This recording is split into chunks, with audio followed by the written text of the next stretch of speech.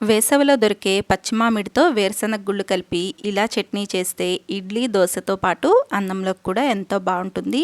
Welcome to Vantalammi. నేను మోనిక. మీరు గనక ఈ ఛానల్ను మొదటిసారిగా చూస్తున్నట్లయితే తప్పకుండా సబ్స్క్రైబ్ చేసుకోండి.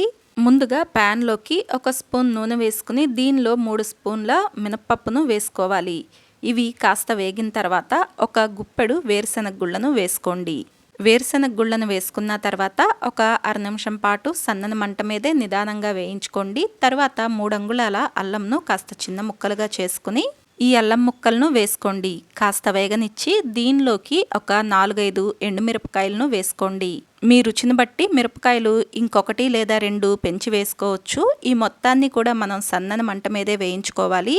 ఇవి కాస్త వేగనిచ్చి దీనిలోకి 2 రెమ్మల కరివేపాకును వేసుకోండి. కరివేపాకు కాస్త చిటపటలాడిన తర్వాత దీనిలోకి ఉల్లిపాయను ముక్కలుగా కోసుకుని వేసుకోవాలి. ఉల్లిపాయ వచ్చేసి పెద్దదైతే 1, చిన్నవైతే 2 వేసుకోవాలి.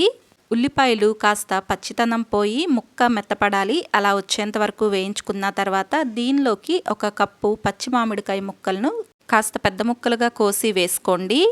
ఈ మామిడికాయ వచ్చేసి మరీ పుల్లగా కాకుండా కాస్త పులుపు ఉంటే సరిపోతుంది. నేను ఒక పెద్ద మామిడికాయలో సగం ముక్కను తీసుకుని ఈ చట్నీ చేస్తున్నానండి.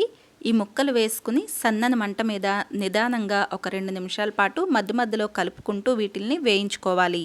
మనకు ఇలా 2 నిమిషాలు వేగేటప్పటికి మామిడికాయ ముక్క కాస్త రంగు మారుతుంది. ఇలా 2 నిమిషాల పాటు వేయించుకుని స్టవ్ ఆపేసి ఇవి చల్లారేంత వరకు ఒక పక్కన పెట్టుకోవాలి.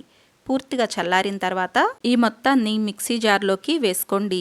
దీనిలోకి మీ రుచికి తగినంత ఉప్పు, కొద్దిగా నీళ్లను వేసుకోవాలి. నీళ్లు ఒకేసారి ఎక్కువ కాకుండా ఒక పావు గ్లాస్ వరకు వేసుకుని మిక్సీ పట్టుకుని అవసరాన్ని బట్టి కొద్దిగా వేసుకోండి. ఈ చట్నీ వచ్చేసి మనకు గట్టిగా ఉండాలి, అలాగే కాస్త బరకగా ఉండాలి. మరీ మెత్తగా మిక్సీ పట్టుకోవాల్సిన అవసరం లేదు. మీరు కావాలంటే దీన్ని తాలింపు కూడా వేసుకోవచ్చు. అంతేనండి, అన్నంతో పాటు టిఫిన్లో కూడా ఎంతో రుచిగా ఉండే సమ్మర్ స్పెషల్ మామిడికాయ చట్నీ మనకు తయారైపోతుంది. వీడియో నచ్చితే లైక్ చేయండి, షేర్ చేయండి. Thank you for watching.